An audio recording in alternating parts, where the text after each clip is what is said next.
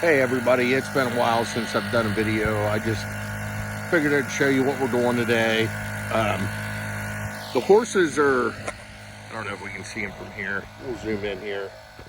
You can see them way out there. I don't know if you can see the white dot like right up top of that hill. Let's see if it, but that's where they're at.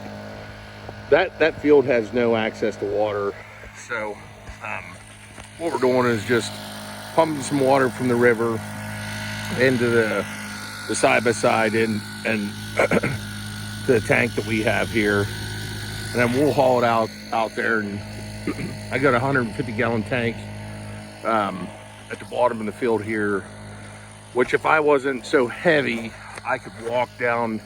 I could also pump from the river down here. The wife can. She's a lot lighter than I am, so she can walk on that ground where I'd end up sinking. But today we're just gonna probably give about 40 to 50 gallons to the horses, and the cows are, we'll zoom in there. There's the Dexters, the two little brown dots right here. Zoom in on my finger a little more than I'd like, but they're right there-ish.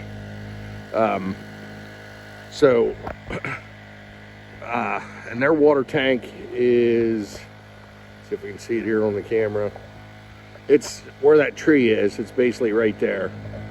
And they need about 40 or 50 gallon, just to make sure. They're shorter cattle, so I want to make sure that they can reach the water.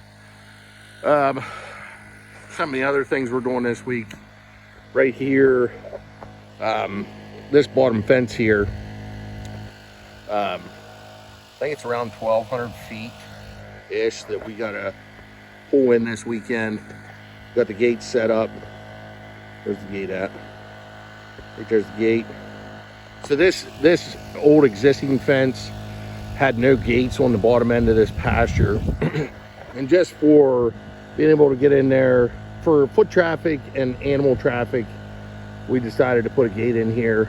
And like if you want to get up in there with a brush hog or anything, that's going to help out a lot. We left the two posts a little bit longer so that we can put some bird boxes on them.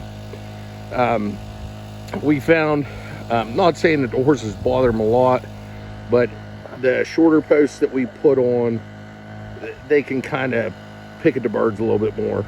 So with that being another foot and a half above the other ones, hopefully that'll prevent that. Sorry again, I always say but I'm kind of hoping, we'll see how this upper pasture is lasting.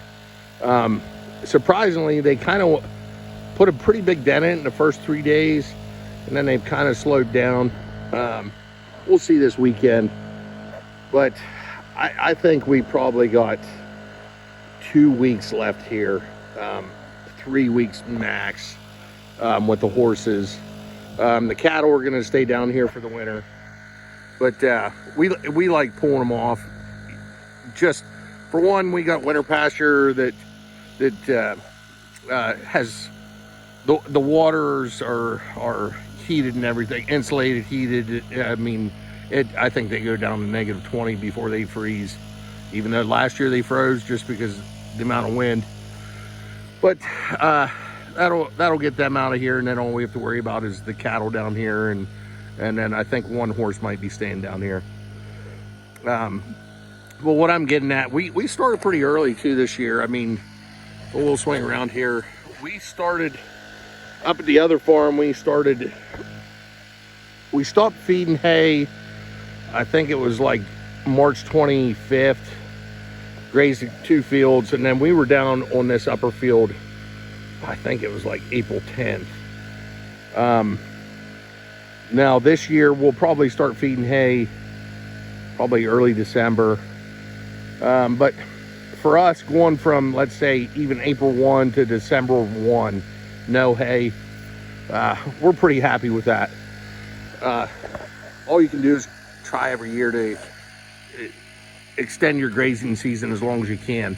But at the same time, don't try to extend it so much that you hurt yourself the following year. That's kind of what I'm nervous on, and we're still learning on that. I don't know how hard you can push a pasture without slowing it down for the next year. So we'll tweak that as we go along through the years. But like I said, right now, and we'll see this, that we got this upper field here that we're going to come into yet, and we'll see how long that lasts, and see how long the one that they're on now lasts. But again, I'm just guessing that it's going to be maybe 2-3 weeks, which puts us middle to end of November. And then we got 5 or 10 acres that, well, we're going to save half of that. So let's say 5 of the acres that we'll start grazing. And then we actually start haying before all the stockpile's gone. We actually like to hay with the stockpile, and then they'll graze and eat hay. If we'd strictly just eat the stockpile, we could probably push it middle, let's say this year, middle of December to maybe 1st of January. But probably as soon as we hit the stockpile, within a week, we'll start haying them, just to make sure that, you know, they're getting enough high quality nutrients to keep their weight on through the winter, and just so we don't burn through the stockpiles quick. But that's pretty much it for today, and we'll talk to you later.